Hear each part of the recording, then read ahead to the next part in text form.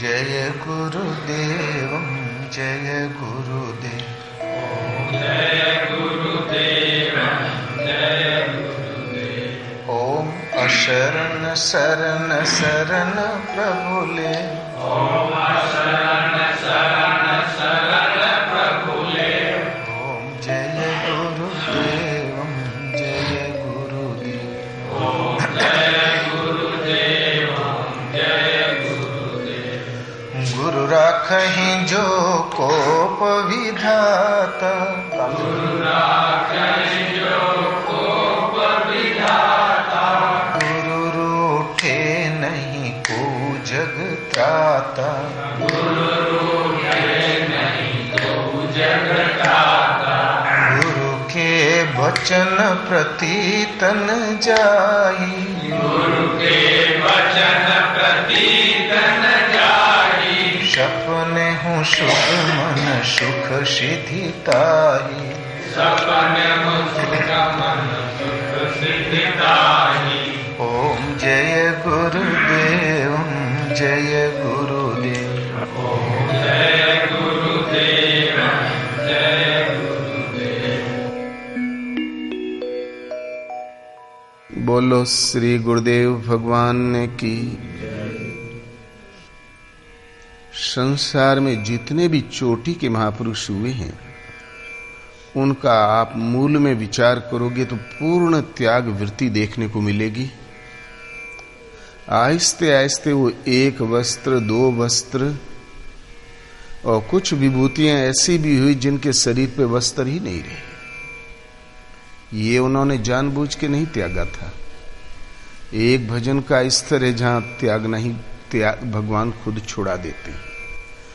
पूज्य महाराज जी गांव से कुछ ही दूरी पर जन्मभूमि के गांव में ही कुछ ही दूरी पर रहते थे, एक झाड़ी के पास।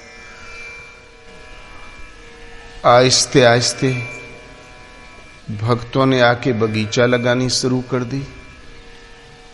बगीचे में बौर आने लगे। महाराज रोज प्रार्थना करें, प्रभु गांव का जोगी जोगड़ा और बाहर का जोगी सिद्ध। कोई कुछ कह रहा है, कोई कुछ कह रहा है, छींटा कसी रात दिन। आदेश हो जाता तो मैं कहीं चला जाता दूर, लेकिन आदेश मिल ही नहीं रहा था। साधु अपनी बुद्धि से, अपनी उच्छृंखलता से कोई काम नहीं कर सकता, पानी नहीं पी सकता, कदम नहीं उठा सकता। कब? जब भगवान रथी और मार्गदर्शक के रूप में संभाल लेते हैं अपने सेवक को। तो रोज आदेश मांगे लेकिन मिला कभी नहीं। आहिस्ते आहिस्ते बगीचे में बौर आने लगी। तब महाराज ने मन में विचार किया कि बस अब कहीं नहीं जाएंगे। देखो ना, वृक्षों में बौर आने लगा तो फल भी लगेंगे, फल फूल खाया करूंगा, भजन ही तो करना है, यहीं रहूंगा, अब कहीं नहीं जाऊंगा। उस दिन तुरंत आदेश मिला, प्रयागराज जाओ। तो महाराज उठ के तुरंत चल दिए। 5-6 भगत पीछे लग गए। प्रयागराज में नाव में घूमे फिरे, बोले भगवान प्रयागराज तो हम आ गए, अब क्या करें? तो बोले इन लोगों का साथ छोड़ दो। तो चुपचाप रात में शयन कर रहे थे सब और महाराज उठ के गायब।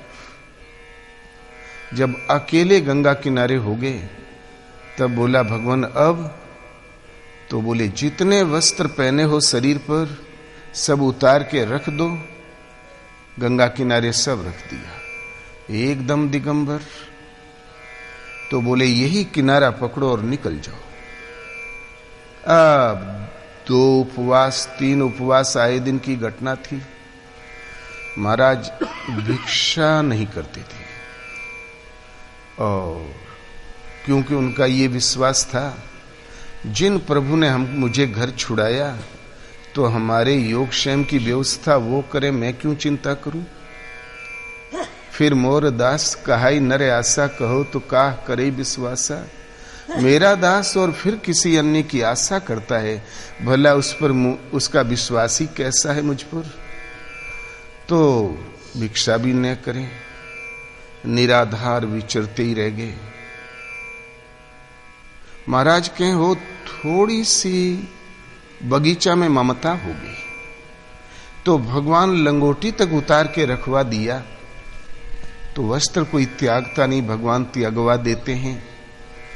और फिर विचरण करते करते जब शती अंशिया आश्रम में प्रवेश हुआ तब भगवान ने हल्का सा आदेश दिया कि अब कुछ लपेट सकते हो।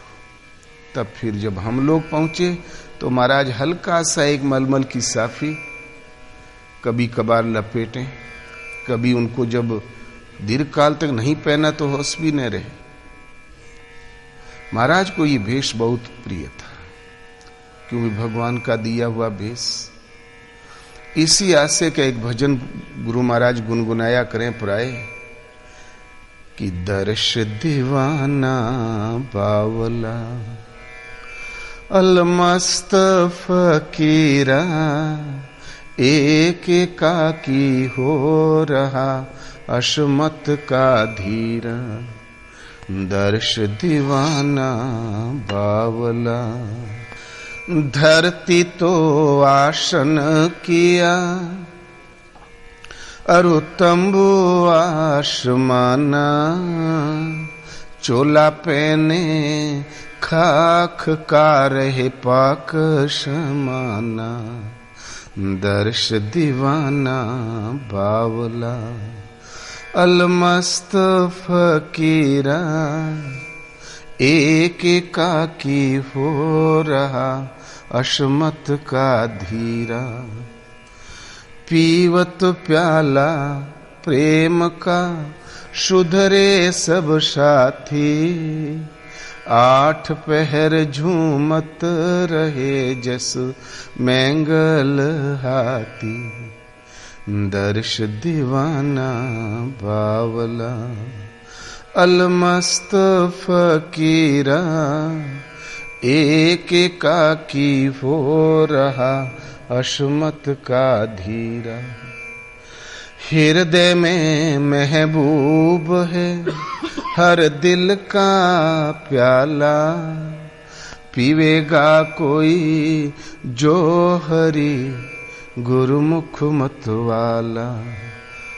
दर्श दीवाना बावला बंधन काटे मोह का रहता निहशंका ताकि नजरन आवता क्या राजा क्या रंका। दर्श दीवाना बावला अलमस्त फकीरा एक एकाकी हो रहा अशमत का धीरा। भला ये विधि मिलेगी कहाँ?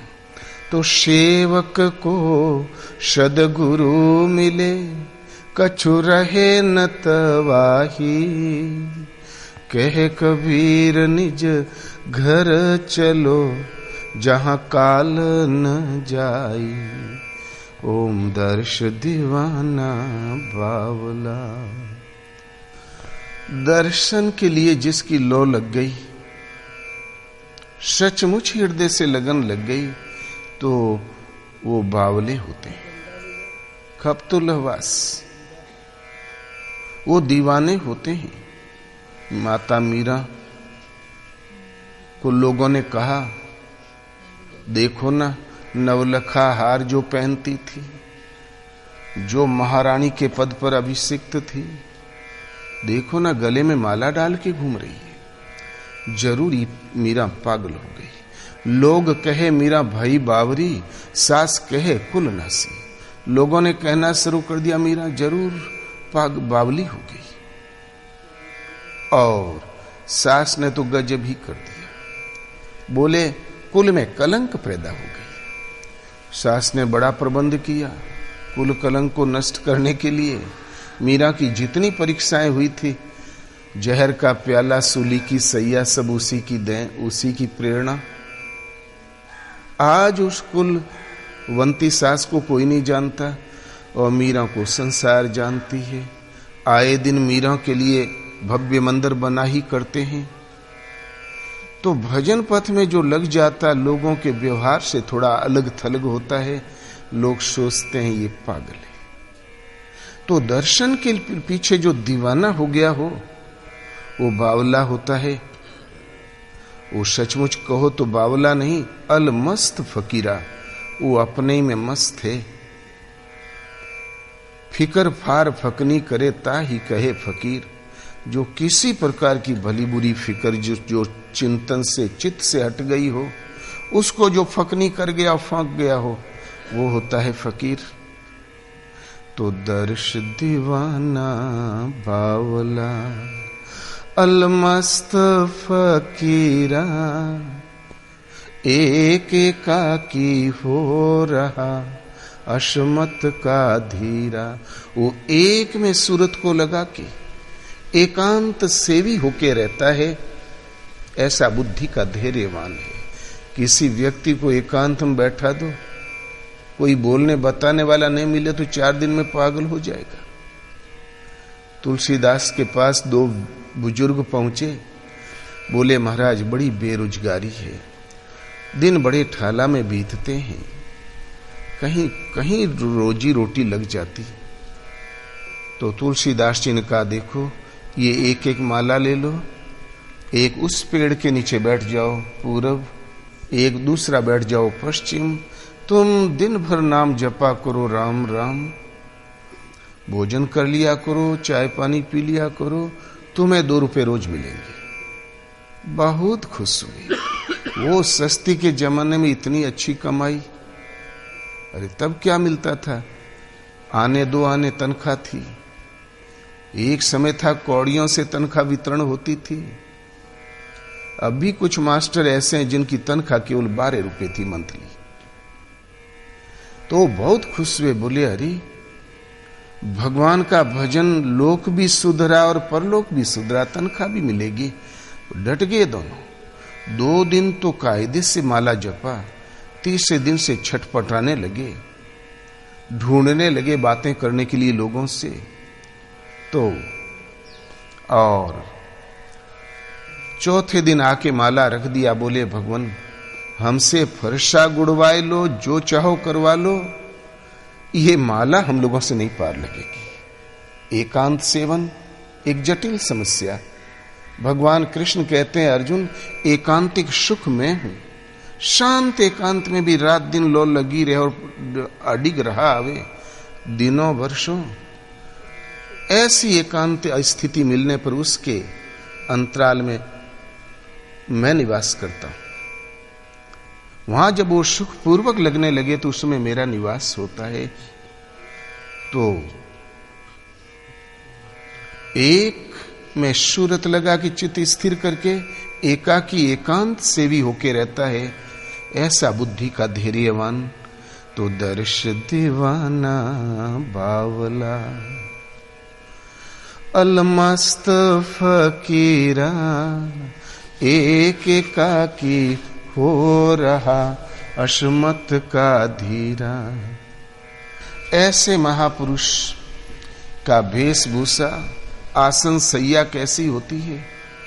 तो धरती तो आसन किया, अरु तंबू आसमाना, चोला पहने खाक का रहे पाक समाना। धरती ही उनका आसन है और तंबू है आसमान। 12 महीना खुले आसमान पर व्यतीत हो जाता है। वर्षा में वर्षा झेल लेते हैं और गर्मियों में गर्मी, शीतकाल में शीत। यही धरती ही आसन, तंबू ही आसमान। आसमान का तंबू। जब धरती ही पर रहना है तो गर्दा तो शरीर पे बराबर गिरेगा ही, लगेगा ही। तो चोला पहने खाक का, लेकिन वो मैले कुचेले नहीं है, रहे पाक समाना, वो परम पावन बन के रहते हैं। चमड़ी की ऊपरी खोल पर भले गर्दा हो, भीतर में वो परम पवित्र रहते हैं। वो एक में सूरत को लगा के स्थिर रहते हैं, उनके चित्त में मल नहीं। वो एकदम शुद्ध हृदय से सूरत लगाए हुए होते हैं। परम पावन जो दर्शन के लिए दीवाने होते हैं उनको सैया और खाक जमीन में अंतर नहीं प्रतीत होता।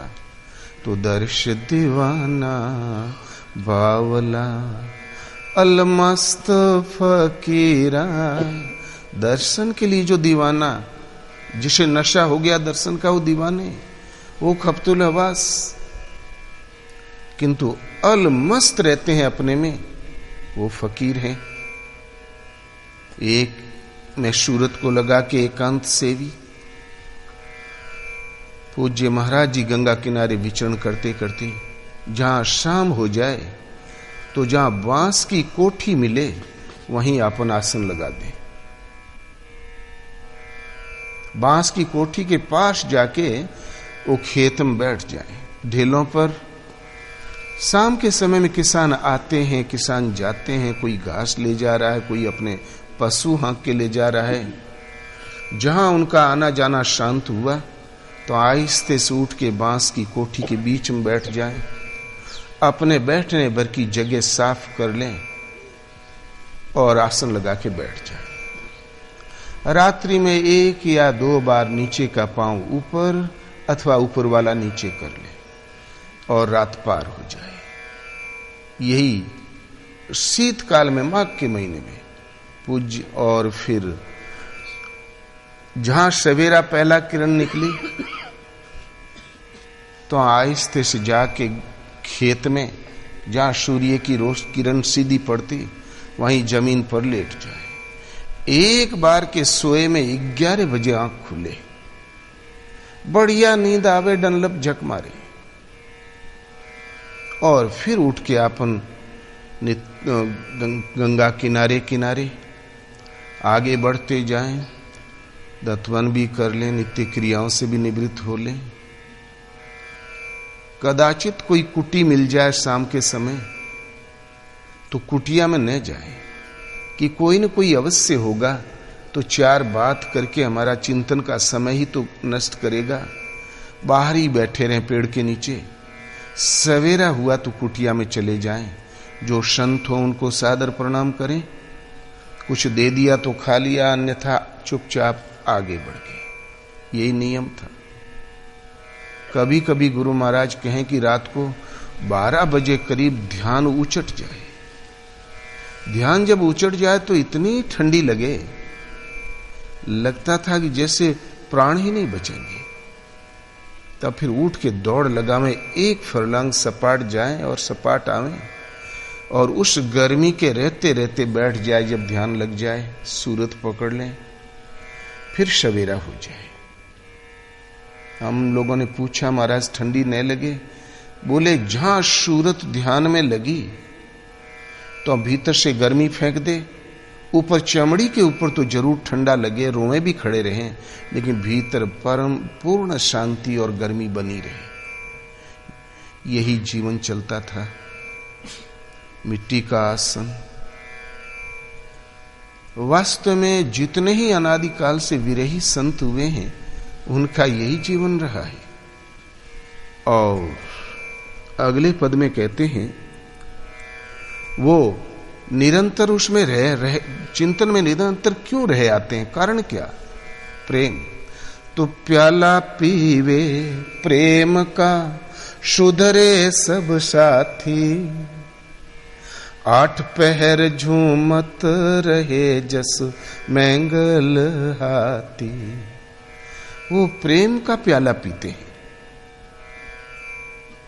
प्रेम का दुरुपयोग हो गया। लोग परस्पर किसी से लगाव हो गया तो बोले प्रेम हो गया। भला जीवों से कैसा प्रेम? कभी कभी प्रेम करने वाला जिंदा और प्रेमास्पद चल बसे, गंगा लाभ। जड़ पदार्थों में कैसा? वो प्रेम नहीं है, वो लोभ है, मोह है, राग है, द्वेष है, काम है, क्रोध है, किसी वासना की पूर्ति के लिए एक माहौल है। और उसमें जहां कमी आई तो वो प्रेम दुश्मनी में बदल जाता है। कभी कभी नहीं होता ऐसा। ये तो कार्य सिद्धि के लिए लोगों के लगाव है, इसको राग कहते हैं, ये प्रेम नहीं है। लक्ष्मण ने कहा, केवट बाजू में आसन लगा के बैठ गया भगवान राम के वनवास का पहला दिन, वो कुश की सैया पे माता सीता और राम विश्राम कर रहे थे। लक्ष्मण धनुष लेके पहरा दे रहा था। केवट भी कार्यों से निवृत्त हुआ और धनु ही लेके बैठ गया। इन विभूतियों को घास पर लेटे देखा तो उस भक्त को बड़ा कष्ट हुआ। बोला, भैया लक्ष्मण, माता केकई बहुत कुटिल दुर्बुद्धि, अपने ही फलते फूलते वंश वृक्ष पर कुठाराघात किया है। तो लक्ष्मण ने कहा, नहीं भैया केवट, ऐसी बात नहीं। माता केकई का तो कोई दोष ही नहीं को जग सुख दुख कर दाता, निज कृत कर्म भोग सब भ्राता। संसार में सुख और दुख का देने वाला कोई नहीं। ये अपने ही किए हुए कृत कर्म किसी जन्म में अब किया गया था, उन कर्मों का भोग घूमकर सामने आता है। जोग वियोग भोग भल मंदा, हित अनहित मध्यम भ्रम फंदा। जोग माने मिलना, वियोग माने बिछुड़ना, हितेशी अनहितेशी मध्यस्थ, ये भ्रम के फंदे हैं। धरणी धाम धनपुर परिवारू, स्वर्ग नरक जहां लगी व्यवहारू।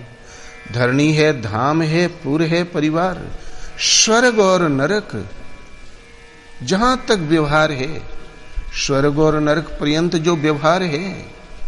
देखिए सुनिए गुनिए मन माही, मोह मूल परमारथ नाही।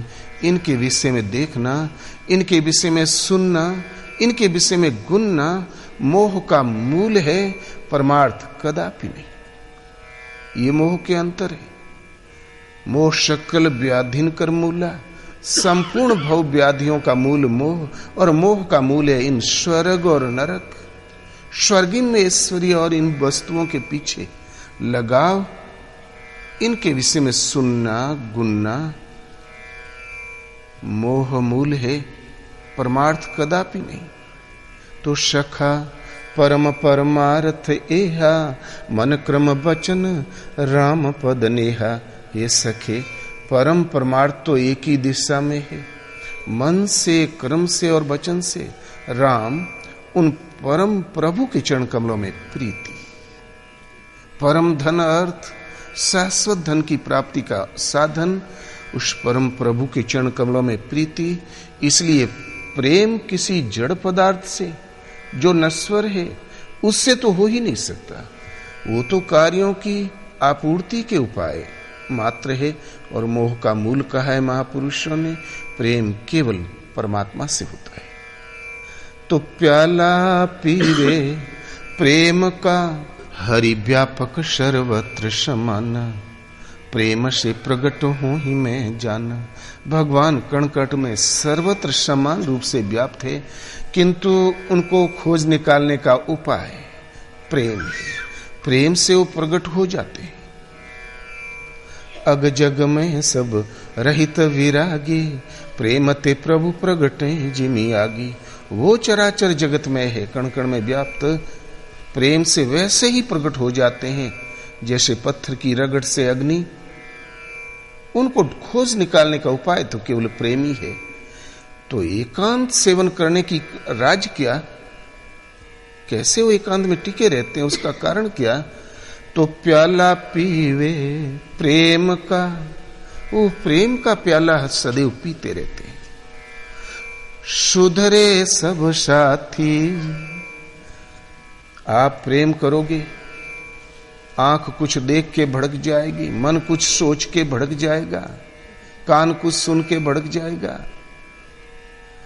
ये हमें लगने ही नहीं देंगे। ये आदि शंकराचार्य से शिष्यों ने पूछा कि भगवान, सृष्टि में शत्रु कौन? कै शत्रुवे संति निजेन्द्रियाणि, तान्यव मित्राणि जीतानि यानी। शत्रु कौन? बोले अपनी इंद्रियां और मन। यदि जीत ली जाए तो यही मित्र बनकर मित्रता बरतने लगती है, परम कल्याण करने वाली होती है, श्रेय कैवल्य पद की दूरी तय करा देती है। इसलिए यदि हमने प्रभु के चरणों में प्रेम ही स्थिर भाव से करना है तो इन साथियों की हमें आवश्यकता है, मन की, अंतःकरण की और इंद्रियों की अनुकूलता की। और ये आज हम भजन करने लगे हैं, पहले तो नहीं करते थे, कुछ और किया करते थे। वो संस्कारों की रील इसमें पड़ी हुई है जो हम चिंतन में लगते हैं और ये हमें बिखेर देती है। ये सुधरे कैसे? तो इसके सुधारने का उपाय है प्रेम। तो प्याला पीवे प्रेम का, सुधरे सब साथी।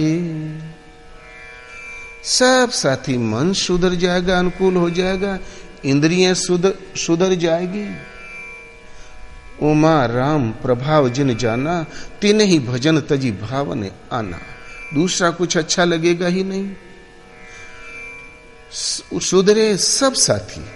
8 पहर झूमत रहे जस मैंगल हाथी। 8 पहर जागत में सुमिरन करे, सोवत में लोलाए। सूरत डोर लागी रहे, तार टूट ना जाए। जब तक जागो सुमिरन करो, सोवो तो लो लगा के निद्रा लाभ, सो के उठो तो सूरत वहीं लगी मिले। 8 पहर लागा रहे, क्रम न टूट जाए। तो इसी पर कबीर बल देता है, 8 पहर झूमत रहे जस मैंगल हाथी। मदमस्त हाथी की तरह झूमता ही रहता है। ओम दर्श दीवाना बावला। दर्शन के लिए जो दीवाने हैं वो बावले होते हैं। अलमस्त फकीरा, सदा अपने में निमग्न रहता है, मस्ती में, वो फकीर है। एक एकाकी हो रहा असमत का धीरा। एक में सूरत को लगाकर एकांत सेवी होके निरंतर लगा ही रहता है। ऐसी बुद्धि का धैर्यवान स्थिर बुद्धि होता है। आगे कहते हैं, जिनसे प्रेम करता हो प्रभु रहते कहाँ है? तीर्थों में कि मंदिरों में? या उनके प्रेमास्पद से प्रेम कहाँ करता है? तो हृदय में महबूब है हर दिल का प्याला। उनका प्रेमास्पद प्रभु हृदय में है। सबके उरे अंदर बसत जानत भाव को भाव। अर्जुन में पहले तो क्षमता ही नहीं थी कि सत्य को झेल ले, समझ ले, किंतु आस्ते आस्ते उसने प्रश्न करना ही बंद कर दिया। अर्जुन ने सब समाधान हो गया और जो प्रश्न वो नहीं कर सकता था वो भगवान ने स्वयं प्रश्न उभाड़े और फिर समाधान किया। इसी समाधान में भगवान ने कहा, अर्जुन जानते हो ईश्वर कहाँ रहता है? ईश्वरः सर्वभूतानां हृदय शेर्जुन तिष्ठति भ्राम्यान् सर्वभूतानि यंत्रारूढ़ानि माया। अर्जुन, ईश्वर संपूर्ण प्राणियों के हृदय देश में वास करता है, इतना समीप हृदय के अंदर। तब लोग देखते क्यों नहीं? माया रूपी यंत्र में आरूढ़ होकर भ्रमवश भटकते ही रहते हैं, इसलिए नहीं जानते। ईश्वर हृदय में है तो हम शरण किसकी जाएं? तो अगले ही श्लोक में कहते हैं, तमेव शरणम गच्छ।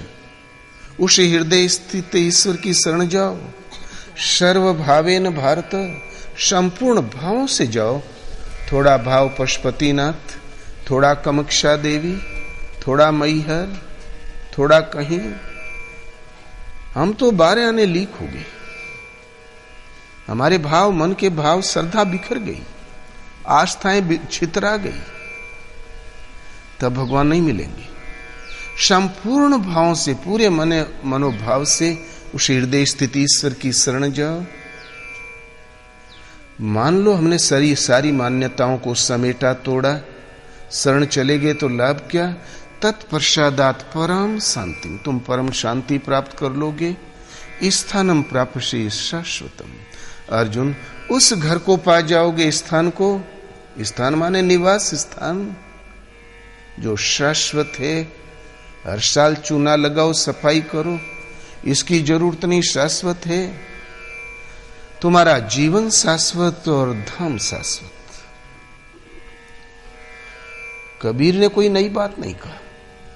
अनादिकाल से जो वैदिक ऋषि कहते आए, जो गीतोक्त महापुरुष अन्य कहते आए, बस वही बात। फर्क इतना ही है कि अपनी सदुकड़ी भाषा में कहा कि वो जिससे प्रेम करता वो प्रभु, वो प्रेमास्पद रहते कहां पर है? तो हृदय में महबूब है। वो प्रभु हृदय में निवास करते हैं। हर दिल का प्याला, कहो कि केवल हमारे हृदय में, ऐसी बात नहीं। हर दिल का प्याला, सबके हृदय में उतनी ही मात्रा में वो विद्यमान है। शब घट मेरा साइया, सोनी से जन कोय, बलिहारी घट तासु की, जा घट पर घट होय। इन महापुरुष का कहना है, भगवान मेरे वो साईं, सब घट माने हृदय, सबके हृदय देश में निरंतर निवास करते हैं, अबाध रूप से सदा निवास करते हैं। तब तो सभी घटों को प्रणाम करो कहते नहीं। बलिहारी घट तासु की, जा घट पर घट हो। उस घट के ऊपर मैं अपने आप को न्योछावर करता हूं, अपना बल समर्पित करता हूं, जिस घट में वो प्रकट हो गया हो, जिसने साक्षात्कार कर लिया हो, प्रत्यक्ष दर्शन के साथ स्थिति प्राप्त कर ली हो, वो केवल्य पद प्राप्त सद्गुरु होते हैं। तो कहते हैं कि ऐसी बात नहीं कि जिससे मैं प्रेम करता हूं हमारे ही हृदय में हो, वो सबके हृदय में समान रूप से व्याप्त है। तो हृदय में महबूब है। प्रेमास्पद प्रभु कहाँ रहते हैं? हृदय में। क्या आप ही भर के कहते? नहीं। हर दिल का प्याला हर दिल के अंदर है। सभी उस प्याले को प्राप्त कर सकते हो, केवल प्रेम पूरी हृदय से लगो तो। किंतु पीवेगा कोई जो हरि गुरुमुख मत वाला, किंतु पीवेगा वही कोई जो हरि, जो गुरु के मुख का मत वाला है। परमात्मा और कबीर गुरुमुख चंद्रमा, सेवक नयन चकोर, 8 पहर निरखत रहे गुरुमूरत की ओर। कबीर कहता है गुरु का मुख चंद्रमा, सेवक के नयन चकोर, 8 पहर निरखत रहे गुरु मूरत की ओर। तो पीवेगा कोई जोहरी।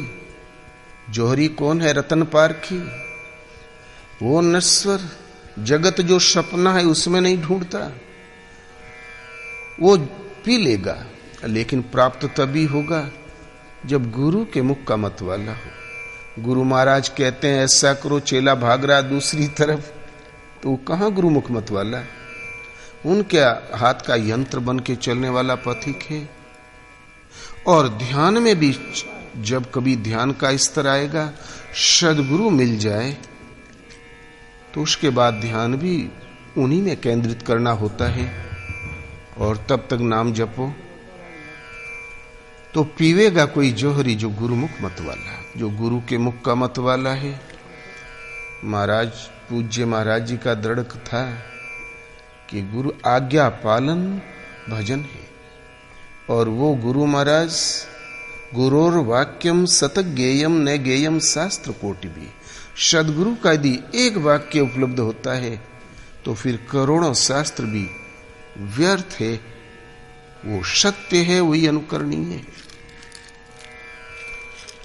किंतु इसको कोई विरला जोहरी पिएगा जो गुरु के मुख का मत वाला है। लेकिन गुरु भी मिल गए हों और सेवा में हमारी क्षमता नहीं हो, तब तो सेवक को सदगुरु मिले नहीं। ऐसे महापुरुष रहते कैसे हैं? बंधन काटे मोह के, रहता निःशंका, ताकि नजर न आवता, क्या राजा क्या रंग का। वो मोह के बंधन काट देते हैं, मोह शकल व्याधिन कर मूला, तिनते पुनि उपजहि बहुशूला। संपूर्ण भव बाधा का मूल मोह है। उनसे अनंत शूलों की सृष्टि होती है। वो मोह के बंधन को ही काट देते हैं और फिर निशंक होकर निवास करते हैं।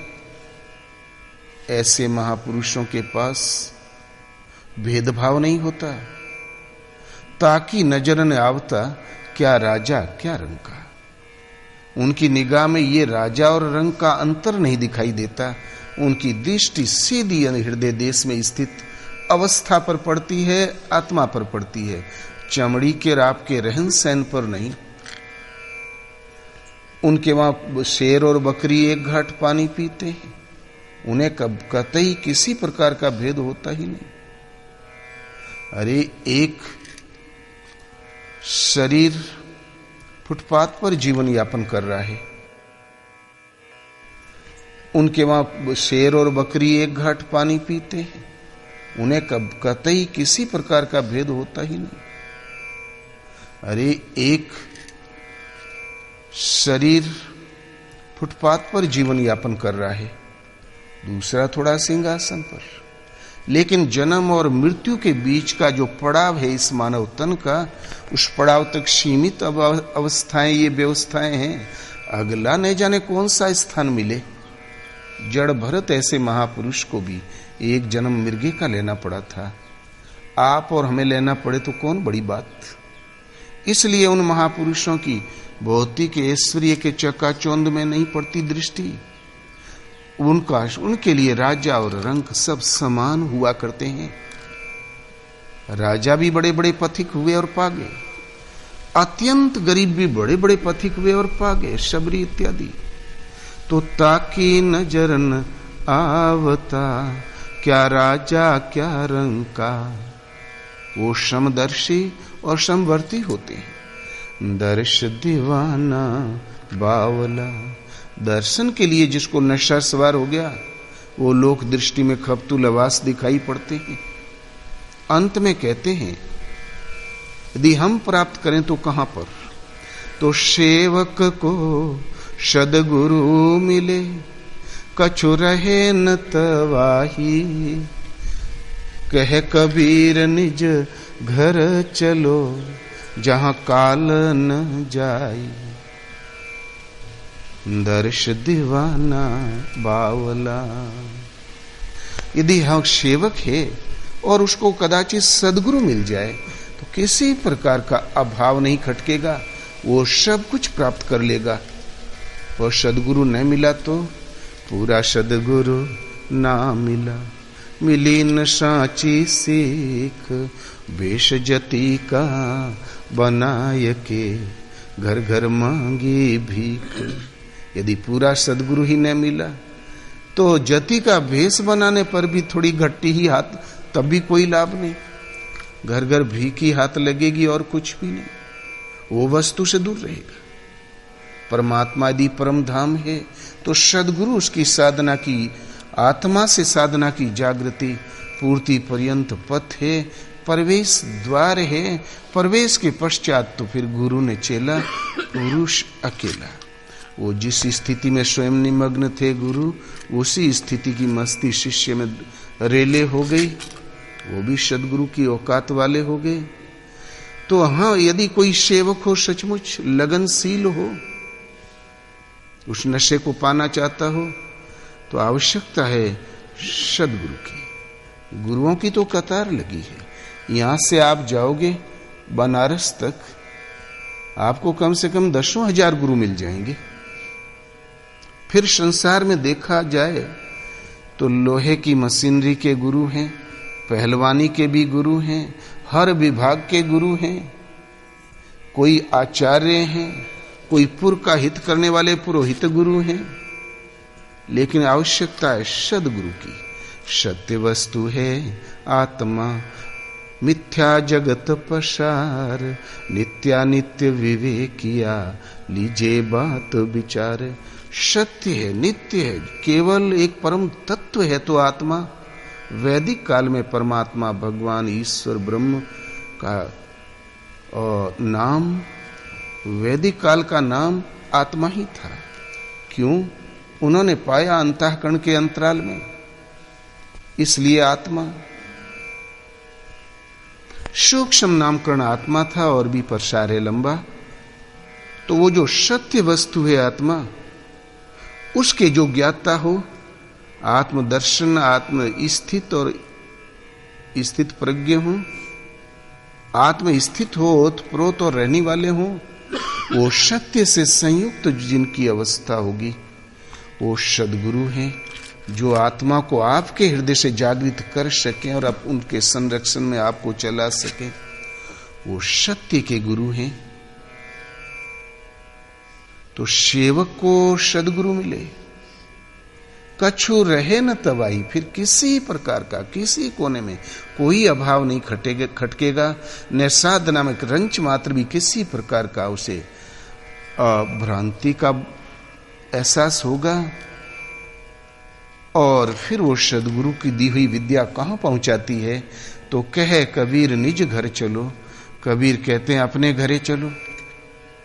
अपने घर तो सूर्यास्त होने पर सभी पहुंच जाते हैं, भागते दौड़ते तीर की तरह घर पहुंचते हैं, नहीं होता ऐसा। लेकिन कबीर कहता निज घर चलो, जहां काल न जाए, कालन खाए कलप नहीं व्यापे, देह जरा नहीं छीजे। यहां अपना घर कहां है? यहां तो एक पड़ाव है, एक चिड़िया रैन बसेरा मुसाफिर खाना है। पांचों नौबत बाजती, उठत छती सो राग, ते मंदिर खाली पड़े, बैठन लागे काग। वो महल खाली पड़े, जिस स्थान पर आप बैठे ही किला है। कभी इतनी कड़ा पहरा था यहां पर, खबरदार सावधान हजूर आ रहे हैं, अलर्ट। आज यहां सियार और कौवे, सरफ और बिच्छी भरमार थी जब इस खंडहर में हम आए।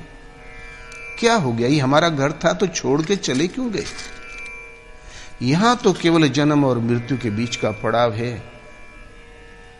अपने अपने खातिर महल बनाया, आप ही जाके जंगल सोया।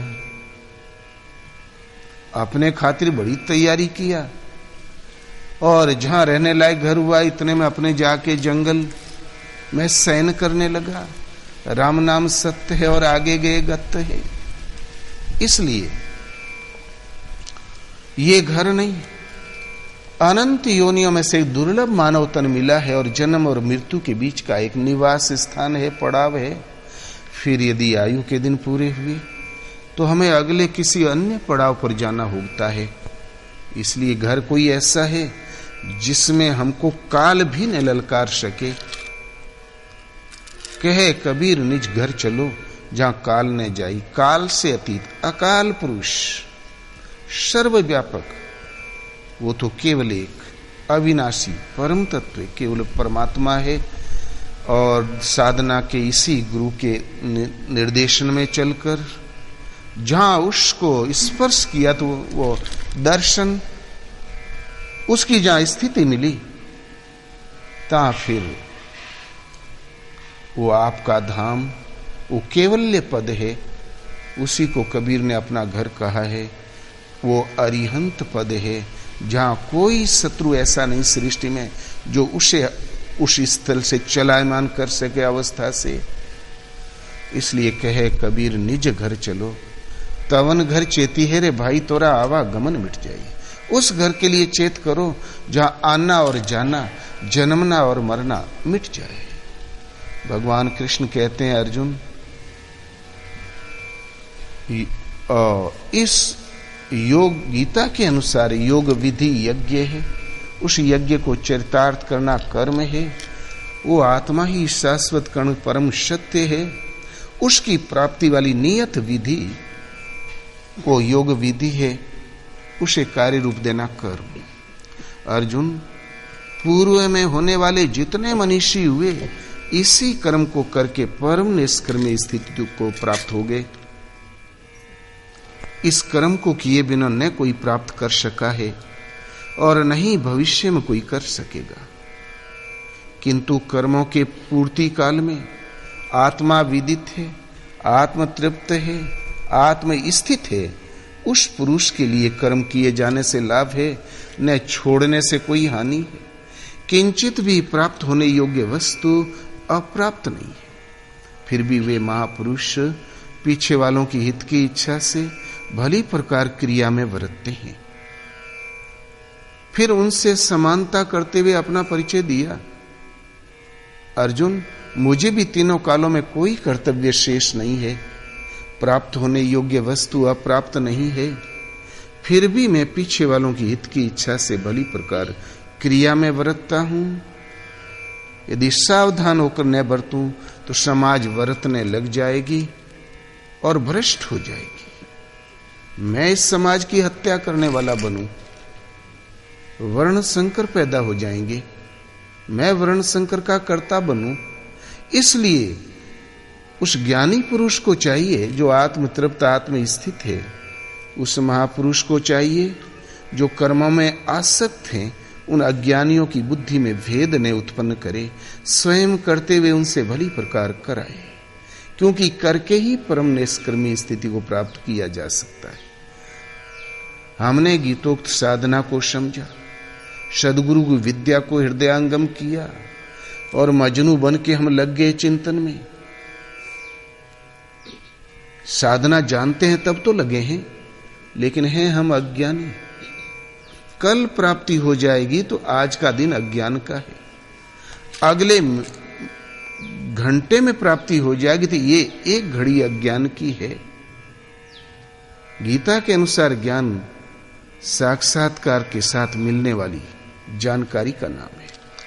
उसे जानकर अनामय अमृत पद को प्राप्त हो जाता है, जहां मृत्यु का समावेश नहीं होता। वही कबीर यहां संकेत करते हैं, कहे कबीर निज घर चलो जहां काल न जाए, जहां काल का आना जाना नहीं है। कालन खाए कल्प नहीं व्यापे, देह जरा नहीं छीजे। लेकिन सेवक को सदगुरु मिले, और सदगुरु को जब सेवक मिले, एक ऐसे महापुरुष थे बहुत अच्छे भ्रमणशील थे, एक सेवक मिल गया, बोले भगवान शरण में रख लें। बोले बेटा है तो तू बहुत पछड़ा हुआ, अभी लक्षण तो नहीं है, चल फिर। उठा लिया कमंडल। वो भ्रमणशील महात्मा थे। विचरते हुए गांव के बाहर कुएं के पास आसन लगाया, गांव भर सुबह कुएं पर आया, स्नान किया, पानी ले गए, लेकिन उन महात्मा जी को किसी ने छेड़ा नहीं। और चेलवा के जब शांत एकांत पाया तो महाराज का भजन में मन लग गया, वो लगे ही रह गए। दिन के 2 बजे तक बैठे ही रह गए, जब सूरत लग गई तो लग गई। और उधर चेलवा के पांव में चींटियां चढ़ती जा रही थी। बोले क्या बतावें, इतना दुष्ट गांव, खाना पीना पूछना तो दूर की बात, किसी ने दंडवत भी नहीं किया, सीता राम नहीं कहा। ऐसे गांव में तो आग लग जानी चाहिए। और गुरुजी को देखो ना, रोज तो 10-11 बजे भजन पूरा कर लेते रहे, आज 2 बज गया। गुरुजी के भी आज समाधि चटकी है।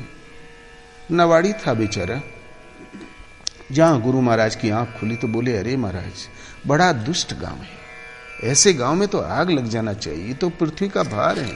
देखो न, खाना पीना का पूछना दूर की बात, किसी ने सीता राम नहीं कहा। तो महाराज बोले बेटा भजन करने लायक जगह यही है, इससे बढ़िया भजन करने लायक जगह हमें अब तक इस यात्रा में कहीं मिली ही नहीं। जहां कोई ने पूछे वहां शांत एकांत भजन की जगह होती है। और हमारा तो विचार है यहीं अब भ्रमण करके आएंगे तो यहां निवास करेंगे। बोले अरे नहीं महाराज बहुत दुष्ट गांव है।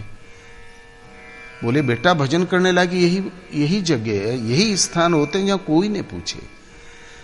तो बोला सत वचन, फॉर्मेलिटी में मन तो नहीं माना। आगे गए तो एक हल्का सा कस्बा मिल गया।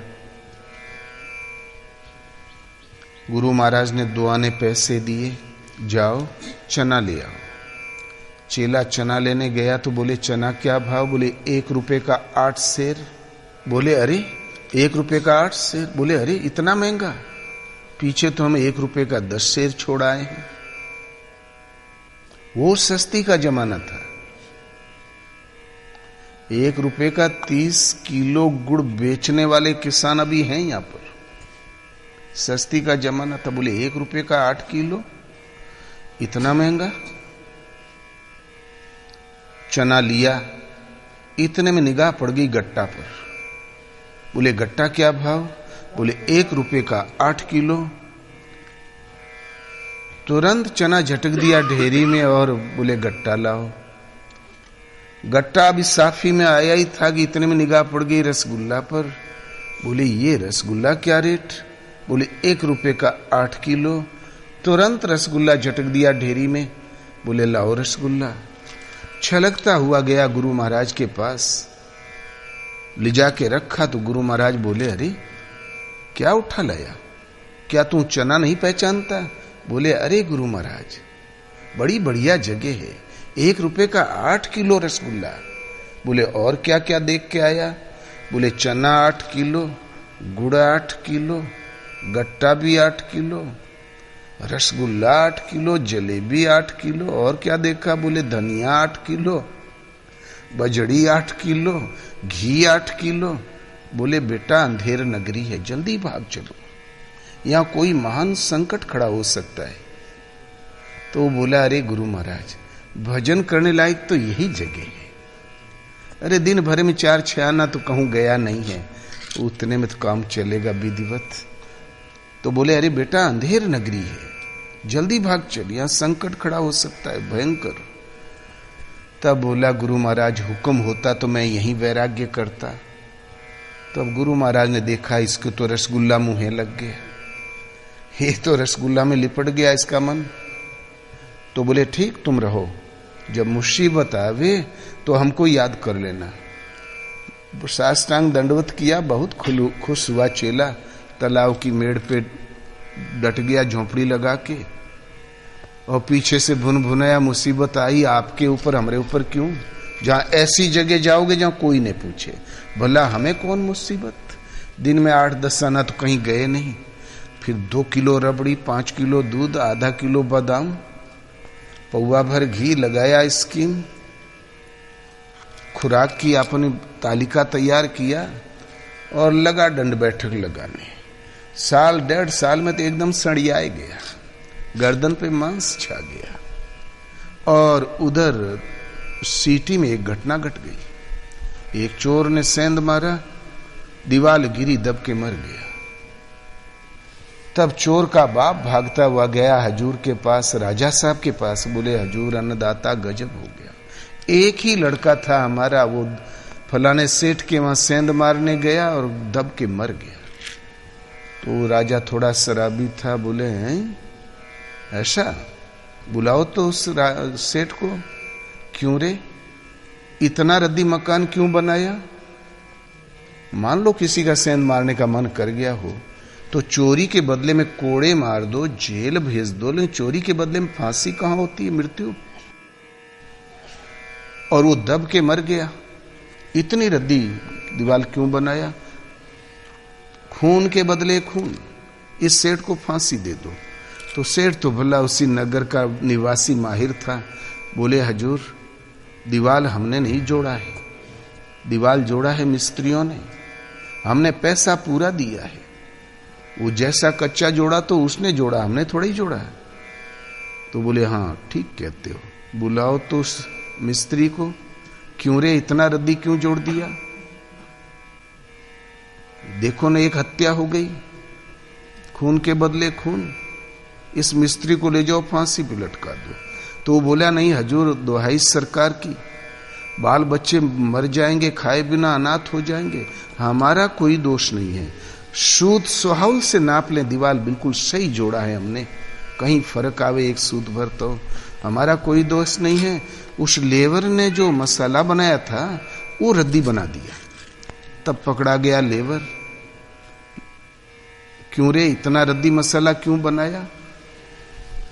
कि हत्या, मकान ढीला हो गया, गिर गया, एक हत्या हो गई। तो बोले दुहाई सरकार की, हजूर की सवारी इतनी धूमधाम से निकली हाथी पर कि मैं देखता ही रह गया, मेरी आंखें टिकी की टिकी रह गई और इधर मस्तक से पानी ज्यादा गिर गया। तो बोले ऐसी बात, उस कोतवाल को तो बुलाओ जिसने मेरी सवारी निकाली। क्यों रे, इतनी धूमधाम से सवारी क्यों निकाला तुमने कि जनता का काम धाम बंद हो गया, सबकी निगाहें वहीं टिकी की टिकी रह गई, ये राष्ट्र का बहुत बड़ा नुकसान हो गया। क्यों रे, इतनी धूमधाम से क्यों निकाला? ले जाओ इस कोतवाल को, ये फंदा लगा के इस फांसी लगा दो। कोतवाल पे रोजे डांट पड़ा करती, इसलिए दुबले पतले थे। बोले अरे हजूर की सवारी थी। बोले हजूर हजूर कुछ नहीं, इतना धूमधाम से क्यों निकाला कि जनता का कारोबार ही बंद हो गया, उधर दृष्टि टिक गई, निगाहें स्थिर हो गई। जल्लाद ने जब फांसी नापा तो बोले हजूर, कोतवाल साहब को जो आपने कहा ये फांसी लगा दो, ये ढीली पड़ रही है। मंत्री ने कहा, जल्लाद ने कहा ढीली हुई। मंत्री ने कहा हजूर ढीली हो रही कोतवाल साहब को। बोले तुम मंत्री पद पर रखने ही लायक नहीं हो, भला इतना बड़ा मुकदमा मैंने निपटा दिया, जरा सा तो नहीं निपटा सके, जाओ जिसको फिट होती हो लगा दो। नहीं सुनना चाहता। अब मोटी गर्दन वालों की खोज होने लगी, पैमाइश होने लगी। आस्ते आस्ते पहुंच गए हुई तालाब की मेड़ पर ब्रह्मचारी जी के पास। बोले चलिए महाराज। राजा साहब के यहाँ बहुत खुश हुआ, सेठों का भोजन ऐसा खाया, बड़े बड़े जमींदारों का भोजन, यादवों की रबड़ी। लेकिन सुना है कि राजाओं के 56 प्रकार होता है, चलो आज कटेगा। वो उठाया, कमंडल पहना, खड़ा उठ चल दिया। चलते चलते पूछा, बोले क्या काम है वहां पर? बोले ऐसा है आपकी फांसी होगी। अब लगा घबराने। बोले अरे हमने कोई पाप नहीं किया, कोई जुल्म नहीं किया, मैं तो केवल भजन करता हूं। बोले जुल्म का प्रश्न नहीं, पाप का प्रश्न भी नहीं है, और कोतवाल साहब को ढीली हो रही, आपको फिट बैठेगी। अब चिल्लाया गुरु महाराज, गुरु महाराज। गुरु महाराज समर्थ महापुरुष थे, उन्होंने देखा कि अब चक्कर में पड़ने ही वाला है, तो करीब आ गए थे। तुरंत पहुंचे, कान में कहा और खाई है रसगुल्ला? बोले अरे महाराज चनाऊ ने खा, चना की भूसी खा के जी, अब एक बार प्राण बचा लेते हो। तब कान में एक योजना समझाया, देख अब चल वहां पर, ये अंधेर नगरी है बेटा, चल वहां पर हमसे झगड़ा करना, इस तरीके से योजना दे दिया। जब फांसी के तख्त पर फंदे के करीब पहुंचाए गए ब्रह्मचारी जी, राजा साहब की कुर्सी लग गई, सामंत बैठ गए, जनता देख रही थी। पहले फांसी ओपन में हुआ करती थी। तहां गुरु महाराज पहुंचे। क्यों राजन, ये मेरा शिष्य है, मैं इससे बात कर सकता हूं? तो बोले हाँ हाँ, ये कुछ खा सकते हैं, बात कर सकते हैं। कान में झूठे कुछ कह के बोले अच्छा बेटा जा, शांति से भजन करना, फांसी पे हम चढ़ेंगे। तो उसने चरण छुआ, बोले गुरु महाराज ये तो भाग्य का सौदा है, फांसी पे तो हम ही चढ़ेंगे। तो बोले कैसा मूर्ख है, शिष्य है कि कसाई? जो भजन करके तुम भी कायदे से हो जाओगे, पा जाओगे लक्ष्य, हमें जाने दो, फांसी पे हम चढ़ेंगे। हमारी बुढ़ोती तो देख, हमें जाने दे। तो चेला बोला देखो महाराज, ये बुढ़ोती और जवानी कुछ नहीं, तो भाग्य की बात है, फांसी पे तो हम ही चढ़ेंगे। लगे धक्का धुक्की देने। तो राजा सोचा फांसी से लोग डरते हैं, कांपते हैं, ये झगड़ा क्यों कर रहे हैं? फिर महात्मा होके तो बोले महाराज आप फांसी के लिए क्यों झगड़ा करते हैं? तो गुरु महाराज ने डांट दिया, बोले तुम चुप रहो, तुम अपना काम करो। तो बोले अरे महाराज आप ही फांसी पे चढ़ जाइए, लेकिन बता तो दीजिए रहस्य क्या है। जब देखा कि अब रास्ते पे आ गया है, तब बोले देखो राजन, अभी अभी इंद्र जो शक्र है वो सिंहासन से उसकी आयु पूरी हो गई, वो खाली है सिंहासन। इसी फंदे से, इसी फांसी पे जो जाएगा सीधा वो इंद्र पद जाएगा। और तो हमारी बुढ़ोती है, उतना भजन में बैठ भी नहीं पाता हूं, ये जवान है भजन करके चला आएगा। तो मैं कहता हूं मुझे जाने देते, ये दुष्ट मानता भी नहीं है। तब एक मंत्री खड़ा था, लाला जी बोले, हजूर फांसी पे हमें चढ़ा दिया जाए। बोले नहीं, राजा के होते हुए प्रजा वैकुंठ नहीं जा सकती, फांसी पे हम चढ़ेंगे। वो तुरंत लटक गए और वो चढ़ गए फांसी पे। तब बोले, अरे भाग ससुरा, अब जल्दी, अब बे राजा का देश है, अब कुछ भी हो सकता, अब कोई कानून नहीं। जहां 50 हाथ जिधर ज्यादा उठ गए वही कानून। सत्य झूठ का फैसला हाथ करते हैं, जल्दी भाग चल। तो सेवक को सदगुरु मिले, और सदगुरु को जब सेवक मिले, उस दिन से वो था तो बिल्कुल कमजोर पथिक, सुधर भी गया, गुरु महाराज के हाथ का यंत्र बन के चलने लगा। दुनिया में ऐसा कोई पापी नहीं है कि एक उस सदगुरुओं के साथ विद्या में चलकर वो दूरी न तय कर ले। उंगली माल से क्या बचा था? बुद्ध के ऊपर भी झपटा था उंगली की तलाश में, माला में एक उंगली घट रही थी, लेकिन बुद्ध के जीवन मुक्त अरिहंत शिष्यों में से एक वो भी था, प्राप्ति कर ले गया। वाल्मीकि से क्या छूटा था? सप्तऋषियों को भी बांध दिया। दस्यु सरदार, रत्नाकर माने इतने डाका डाले कि समुद्र तैयार कर दिया। जब बहुत वो ज्यादा कुछ योग्यता आ जाती, उपाधि मिलती है ना, विद्या सागर, इतना बड़ा विद्वान की सागर भर दिया। दस्यु इतने डाका डाला कि रत्नाकर। लेकिन जब सप्तऋषियों से टकराया तो उल्टा नाम जपत जग जाना, वाल्मीक भय ब्रह्म समाना। वो ब्रह्म के समानांतर स्थिति पा गए। पापियों के रसातल में खड़ा था, सब पाप धुल गए।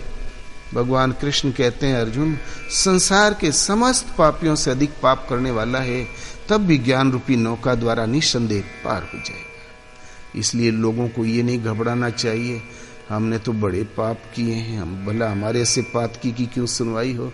अरे प्रभु तो पाप का ही निवारण है, दुर्भाग्य का भाग्य है। केवल सब हर परिस्थिति में नाम स्मरण बना रहे, नाम याद आया करे, तब सोने में सुहागा है। और सुबह शाम बैठ के अवश्य समय दिया करो, वो नियम न खंडित हो। वो नियम ही कैसा जो खंडित हो जाता है। खाना पीना, झूठ झटाई, मर मुकदमा सब अनिवार्य है। शौच जाना, पानी पीना सब अनिवार्य है। तो जिस कमी की पूर्ति के लिए दुर्लभ तन मिला है, हम उसी को क्यों तिलांजलि दे देते हैं। इसलिए प्रभु के प्रति जो नियम पकड़ो, खरा पकड़ना चाहिए, खंडित नहीं होना चाहिए। भले दरवाजे पर लाश गिरी हो, लेकिन 5 मिनट समय अवश्य दो। वो नियम ही कैसा कि जो भूल जाया जाता है। रोने गाने से मुर्दा तो जिएगा नहीं। इसलिए जिस कमी की पूर्ति के लिए तन मिला, तो भला उसमें हम कटौती क्यों करें। इसलिए सुबह शाम आधा घंटा 20 मिनट, वज्र पड़ जाए, कोई उलझनी आ जाए तो 10 मिनट समय अवश्य देना चाहिए बैठकर। और उतने को पूर्ति न समझे, हर समय नाम याद आया करे। तो भगवान जानते हैं जीव को क्या चाहिए, इसका हित किसमें, सब मिलेगा। वो प्रकाश का रास्ता है, अंधकार का नहीं। जहां आपके और अभ्यास थोड़ा उन्नत हुआ, आत्मा और आपके बीच का माइक पर्दा जहां हल्का हुआ, तो भगवान पेड़ से बोलेंगे, पत्तियों से बोलेंगे, सुन से बोलेंगे, आपके लिए मार्गदर्शक बन के खड़े हो जाएंगे। क्यों वो परम चेतन है, सर्वत्र सुनते और सर्वत्र देखते हैं। लेकिन साधन विधि जागृत तब होगी जो प्राप्ति पर्यंत दूरी तय करा दे, जब सेवक को सद्गुरु मिले, बस। और तब फिर कोई तबाही नहीं।